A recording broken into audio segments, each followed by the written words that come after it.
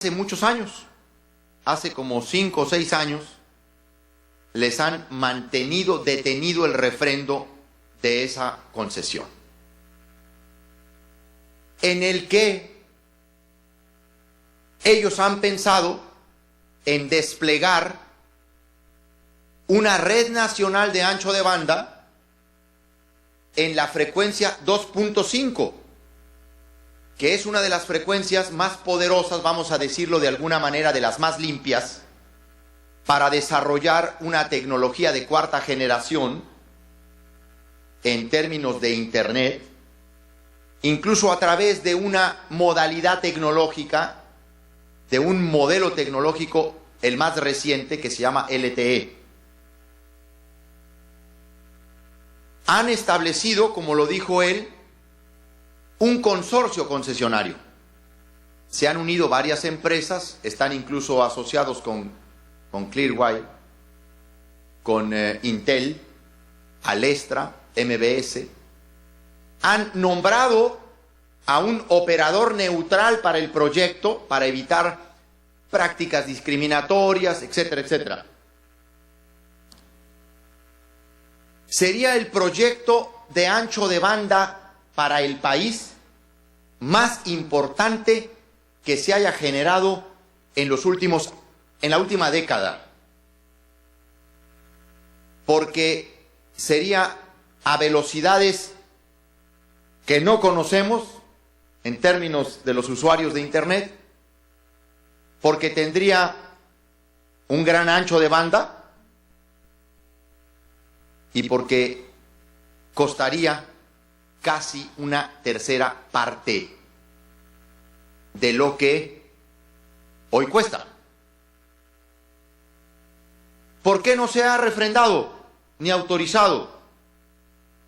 Porque las dos empresas dominantes, o la empresa dominante de la televisión que quiere dar telefonía y que ha andado buscando y presionando licitaciones a su modo, y luego también que ahora acaba de comprar el 50% de Usacell, no quiere que se refrende. Y Televisa, y ahora junto con Azteca, ejercen un enorme poder frente al poder público, porque tienen esa forma de poder relacional que es el poder mediático. Y han presionado primero a Fox y luego a Calderón para que no refrende. Y tienen a una buena parte de la clase política condicionada en sus decisiones al uso de la pantalla de la televisión. Y lo digo con toda claridad. Siendo miembro del Partido Acción Nacional, yo no voy a venir aquí a dorarles la píldora, porque nunca lo he hecho, nunca jamás. Y menos en tratándose de una exposición de carácter académico, en donde tenemos que ser no solo rigurosos, sino tenemos que ser muy francos. Por estrictas presiones de carácter político, y no técnicas, y no jurídicas, y no financieras, y no fiscales, por estrictas razones de la presión de Televisa sobre el gobierno, no se autoriza ese proyecto. ¿Por qué pueden ser velocidades mayores? ¿Por qué hay una mayor capacidad y menor precio? Porque se utilizan 190 megahertz.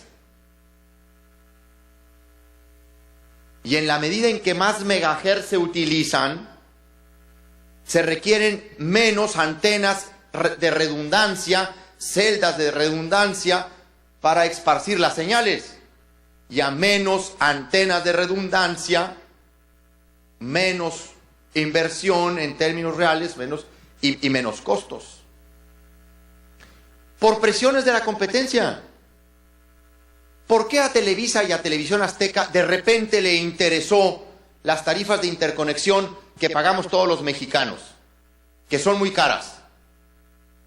De repente salieron a denunciar la injusticia de Carlos Slim, a denunciar al monopolista de Carlos Slim con sus tarifas de interconexión. ¿Por qué lo hicieron?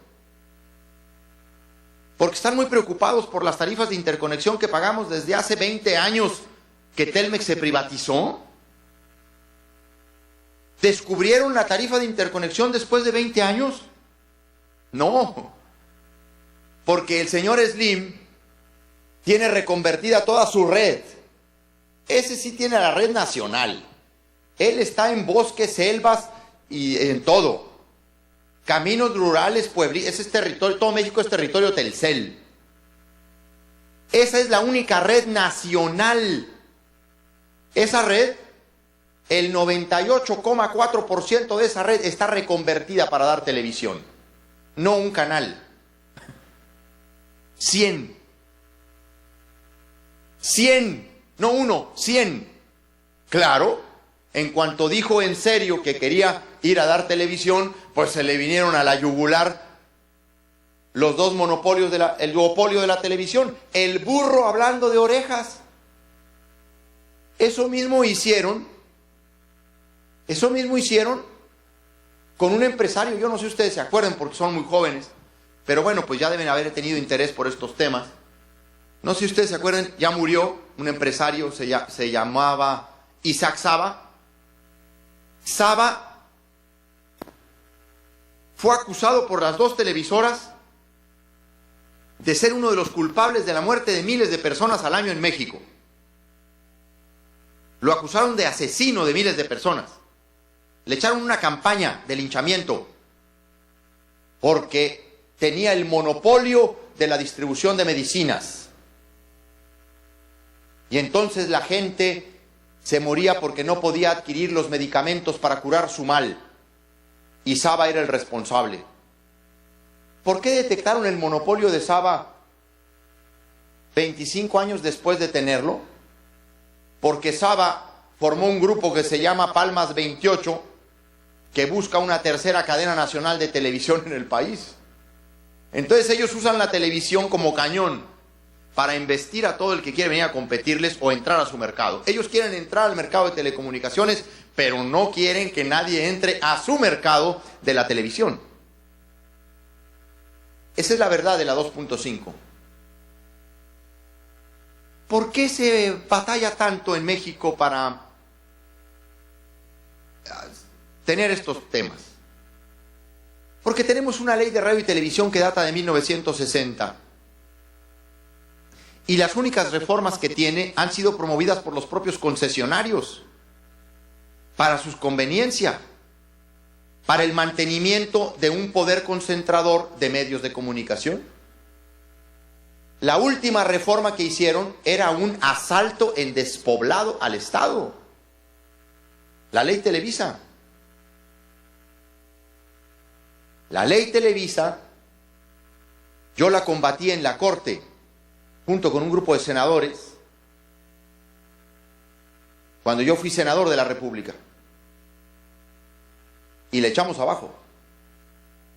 No solo le recuperamos al país como unos 80,000 millones de pesos o más, le recuperamos una función rectora en materia de espectro. Tenemos leyes desfasadas que no han podido ser modificadas. ¿Por qué no pueden ser modificadas? En cuanto queremos tocar la ley de telecomunicaciones, se atraviesa el poder de Slim. En cuanto queremos modificar la ley de radio y televisión, se atraviesa el poder de las televisoras. Y esos poderes son transversales a partidos políticos y candidatos y todo, y a cámaras del Congreso, y hacen imponer su poder.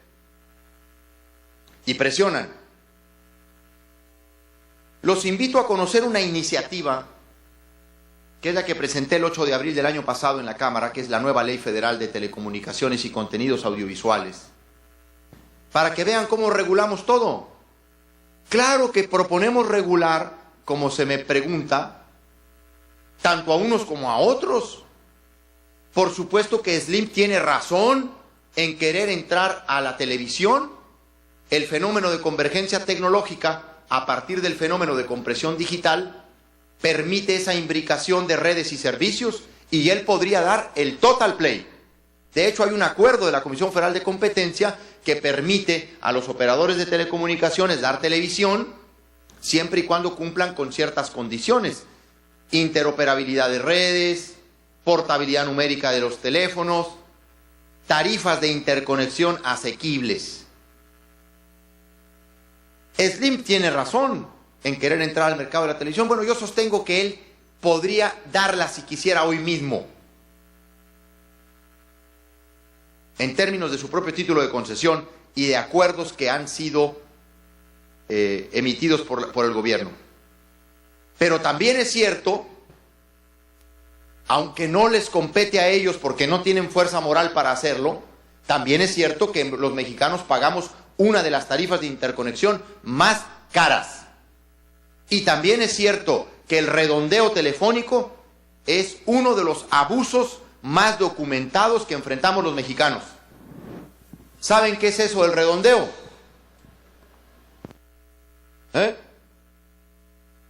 Levanten la mano los que sepan qué es el redondeo. 1, 2, 3, 4, 5. Bueno, esto es una comunidad muy informada. El redondeo es que te cobran por minutos la llamada y no por segundos. Nadie habla minutos completos. Hablas 4 minutos 13 segundos, pero te cobran 5. Los planes tarifarios que todo el mundo contrata de 200 minutos, en términos reales, son 142, es el promedio. El de 400 se convierte en 284, y así sucesivamente. ¿Quiénes son los que pagan las más altas tarifas? Los más pobres. El prepago. Y ese redondeo telefónico, si lo pusiéramos en $1 por minuto, multiplíquenlo por el promedio de llamadas que pueden hacer 60 millones de celulares al día.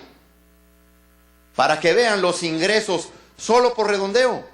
Yo he propuesto, no una, varias veces en la Cámara de Diputados y de Senadores, que cambiemos un artículo de la ley. La telefonía celular básica, prefija, etcétera, fija, en sus modalidades, se medirá bajo la unidad del segundo. Punto. Cambiar ese artículo le significaría 48,000 millones de pesos de ahorro a los usuarios de este país. Repito la cifra, 48,000 millones de pesos. Eso es un asalto en despoblado.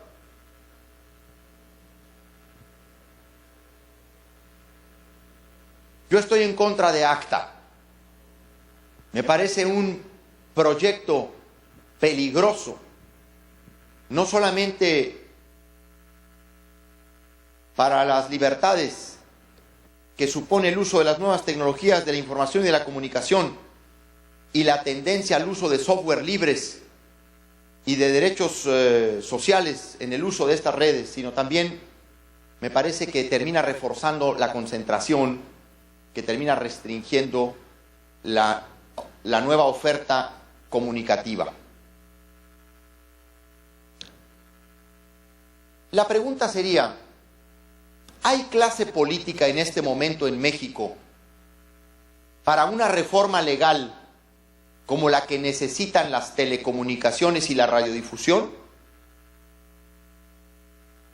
Lamento decirles que siendo yo miembro de esa clase política, no la veo a mi alrededor en ninguna de las cámaras del Congreso. Sí hay diputados dentro del PRI, hay diputados dentro del PRD, habemos diputados dentro del PAN que quisiéramos esa reforma.